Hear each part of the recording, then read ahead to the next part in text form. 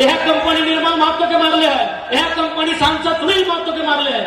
की गलत कर ले खुले मंच में हम कहते हैं, प्रशासन के सामने कहते हैं, इसी कंपनी ने, यही कंपनियों को ने निर्मल महतो और सांसद सुनील महतो का मर्डर किया है।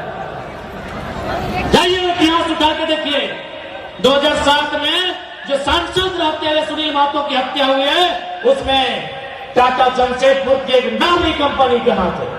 तो अगर उस भाषा में बात करते हैं तो कौन सा अपराध किए हैं? आपने क्या नहीं छीना हमारा? घर द्वार गांव परिवार क्या मिला हमको? बीमारी, कैंसर, टीबी, अस्थमा रोग मिला हमको। और नौकरी किसको मिला? जिसका सर्व एक बित्ता जमीन नहीं गया। इसलिए अपने अंदर की बुजदिली को बाहर कीजिए। एक संसद ने हमारे लिए जान दिया है ना भाई। अगर वो चाहता तो पेंशन से अपना जीवन भर सकता था। तो हम और आप कौन है?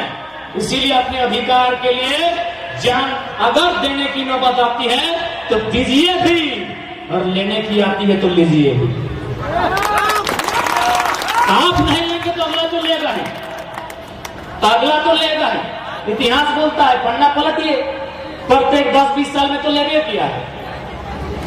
पहले लेता था बिरसा मुंडा सिद्धू कान्हू के रूप में, रघुनाथ महतो के रूप में, भागीरथ गांधी के रूप में। उसके बाद जब आजाद हुआ भारत तो कभी शक्ति सूदन के रूप में, कभी निर्मल के रूप में। कब बलिदान नहीं लिया है भाई? कब नहीं लिया है? पहले ईस्ट इंडिया कंपनी लेता था, अभी कहीं टाटा ले रहा है, कहीं एनटीपीसी ले रहा है, नहीं लोग ले रहा है क्या? ले रहा है। हाल फिलहाल 2007 में संसद को मार के गिरा दिया है। हाल फिलहाल 2007 में सांसद को मारा है। उससे 20 साल पहले 87 में निर्मल को, 27 में फिर किसी को मारेगा जो झारखंड के लिए बात करेगा। लिख लीजिए, मरना ऐसे है। इसलिए अब यदि कोई हमको मारने का प्रयास करता है उसको उस भाषा में उत्तर दीजिए। ऐसे नहीं तो मर जाते हैं, दारू पी के किडनी फेफड़ा खराब होकर मर जाते हैं। कब नहीं मरते हैं? ऐसे मौत है, ऐसे मौत है। कंपनी का धुआं से मौत है, उससे जो गैस निकलता है उससे मौत है। बुढ़ापे में कैंसर से मासूम बच्चा मर गया और एक बच्चा का कैंसर हुआ, ऐसे तो मर रहे भाई। इसलिए एक बार नियम से मांगिए, अधिकार से मांगिए, कागज कलम से मांगिए, भारत के संविधान से मांगिए। मिलता है तो ठीक है, नहीं तो जिस भाषा में समझता है उस भाषा में उत्तर दीजिए। वैसे भी 20-22 साल बाद झारखंड एक खंडर हो जाएगा, लिख के बोल देते हैं। यदि आपको लग रहा है कि हम मजाक बोल रहे हैं, माइक मिला है, कुछ भी बोल रहे हैं, गाड़ी पकड़िए, बुखार होते धनबाद घूम के आइए। अरे अभी तो मत जाइएगा बाप ने तो ऐसे खादान साहब, अरे गर्मी का धुआं से ऐसे मर के आ जाएगा। अभी मत जाइएगा, शाम शाम को घूम के आइए। पूरा 10-20 किलोमीटर खंडर हो गया है। यानी आने वाले 20 सालों में यदि कंपनियों पर लगाम नहीं लगता है, इनमें अगर सरकारी हस्तक्षेप नहीं होता है, अगर इसी तरह का इन पर कोई पाबंद नहीं लगता है, 20 साल में झारखंड आधा खंडर बन जाएगा। सामने है, आंकड़ा सामने है, कहीं जाके देखिए। हर तरह से नदी नाला तो बेकार हो गया है।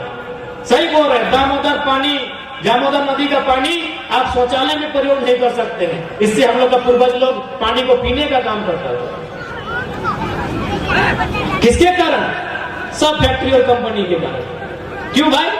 ये सारा प्रोटोकॉल, सारा गाइडलाइन एक आम व्यक्ति के लिए, सारा गाइडलाइन, संविधान का दांवपेच, कानून का डर, पुलिस का लाठी एक आम व्यक्ति के लिए है। आज बड़ा बड़ा उद्योगपति के लिए कुछ भी नहीं है। इसीलिए देश के 5वें प्रधानमंत्री माननीय चौधरी चरण सिंह एक बार बोलते थे, नाम सुने होंगे आप लोग, चौधरी चरण सिंह देश के शायद 5वें प्रधानमंत्री थे, कि अरे ओ किसानों, एक नजर रखना खेत खलियान पर और दूसरी नजर रखना लाल किला के मचान पर। यानी पॉलिटिक्स में भी नजर रखना किसान। ऐसा नहीं कि खेती बाड़ी करके 1-2 पुआ पी के घरे तक सीमित रहना। पॉलिटिक्स में नजर रखना, क्या पता लाल किला के मचान यानी संसद में कोई उद्योगपति का दलाल चला जाए तो एक बित्ता जमीन नहीं बचेगा। उसी का उदाहरण है कृषि कानून। हो सके आप भारतीय जनता पार्टी के प्रेम करने वाले 2-4 को अंध समर्थक होंगे, लेकिन हम लॉजिकली बता देते हैं ये कानून कब आया था? भारतीय संविधान आर्टिकल 123 अनुच्छेद का हवाला देते हुए राष्ट्रपति के विशेष अध्यादेश से आया था। ये कानून का प्रयोग कब होता है पता है? जब देश में कोई इमरजेंसी आता है, जब देश में कोई बाहरी कंट्री आक्रमण करता है, या देश में कोई बहुत बड़ा आपदा आता है, तब इस कानून का प्रयोग माननीय महामहिम राष्ट्रपति कर सकते हैं। कृषि कानून उतना इंपॉर्टेंट नहीं था, उस समय देश में कोरोना था, समझ सकते हैं आप। क्यों? न कोरोना है, गाइडलाइन है, 144 है, बहुत सारा बैरिकेडिंग है, लोग सड़क पर आकर आंदोलन नहीं करेंगे। इसीलिए माननीय चौधरी चरण सिंह ने कहा था कि अरे ओ किसानों, एक नजर रखियो खेत खलियान पर, दूजा लाल किला की मचान। आज उनकी एक एक बात सही साबित हो रही है। आप किससे उम्मीद लगाते हैं? इससे पहले झारखंड में एनडीए की सरकार थी, रघुवर दास मुख्यमंत्री थे, उन्होंने जीएम लैंड को लैंड बैंक बना दिया, बनाया कि नहीं? हम छोटा लड़का है, हमको नॉलेज नहीं है, आप बताइए। जीएम यानी गैर मजरूल लैंड, उसको लैंड बैंक बना दिया। लैंड बैंक मैंने क्या? उसमें सरकार अपने अनुसार किसी को जमीन आवंटन कर सकता है। और जीएम लैंड मैंने क्या? उसमें रैया अपने अनुसार भरना घोड़ सकता है। समझना होगा। और वर्तमान सरकार किया कि नहीं, ये लैंड पुल बिल, ये भी एक बिल लेके आया था, विरोध इसका भी हुआ। लैंड पुल बिल यानी शहर से 20 किलोमीटर तक मनमाने आपका जमीन ले लेंगे। अब बताइए, शहर जरूरी है कि गांव? नहीं चाहिए आपका शहर जहां दामोदर नदी करिया करिया हो जाए, नहीं चाहिए आपका वो विकास। आगे चाहिए तो भैया इन सब बातों को समझना होगा। इसीलिए आज भले लोग कहते हैं कि हम लोग को लीडर बनना है, बिल्कुल नहीं, हम लोग रिफॉर्मर हैं, हम लोग रिवाकर हैं, आपको रिवाक कर रहे हैं, फिर से जगा रहे हैं। एक समय झारखंड आंदोलन के समय लोगों को रात्रि पाठशाला के माध्यम से जगाया जाता था, बस हम लोग वही काम कर रहे हैं। हम लोग को लीडर नहीं बनना है, आप बनिए, मुबारक हो, आगे बढ़िए, हमारी शुभकामनाएं। हम चाहते हैं कि जो नियम पूरे भारत में फॉलो होता है वही नियम झारखंड में फॉलो हो। जो कंपनियां पूरे देश में अन्य क्षेत्रों में बर्ताव करती है वही झारखंड के साथ बर्ताव करे, हम ये चाहते हैं। आपका ताजा उदाहरण होगा, ममता बनर्जी कैसे मुख्यमंत्री बनी, जानकारी होगी आपको। सिंहपुर, क्या नाम था गांव का? आप लोग जानकार लोग बैठे, याद कीजिए। वहां नैनो या टाटा नैनो या किसी को लगभग 1000 एकड़ जमीन दिया गया था पूर्व सरकार ने। ममता बनर्जी सड़क पर आकर आंदोलन किया, आज सारा का सारा जमीन रैयत को वापस मिला है। लेकिन झारखंड में कोई लीडर नहीं है जमीन वापस करने के लिए। उसी के कारण आज माननीय ममता बनर्जी जी मुख्यमंत्री बनी है। क्यों? न बंगाल के लोग, उड़ीसा के लोग, आपकी ताजा जानकारी के लिए बता दें,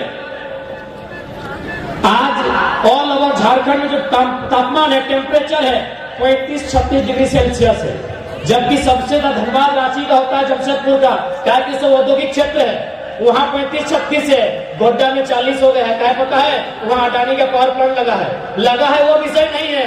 वो पावर प्लांट उड़ीसा और बंगाल में लगने वाला था। आपकी जानकारी के लिए पढ़े लिखे लोग, यदि आज भी आप, अगर आपको लगता है किसी दल के अगर समर्थक है तो मेरे लॉजिक को देखिएगा, उड़ीसा बंगाल में वही प्लांट लगने वाला था, उड़ीसा बंगाल ने नहीं दिया। क्यों नहीं दिया पता है? ना उसमें जो बिजली का प्रोडक्शन होता वो 100% बिजली बांग्लादेश को जाता। तो उड़िया वाला बंगाल बोला हम लोग बोका है क्या? सर्वा जमीन हमारा, मजदूर हमारा, साधन संसाधन हमारा, और बिजली से पसीना हो जाएगा। झारखंड का लोग बोका है, मार के, पीट के, लाठी से, केस करके, स्पष्ट पेपर में पढ़े होंगे, 100% 768 मेगावाट का बिजली बांग्लादेश।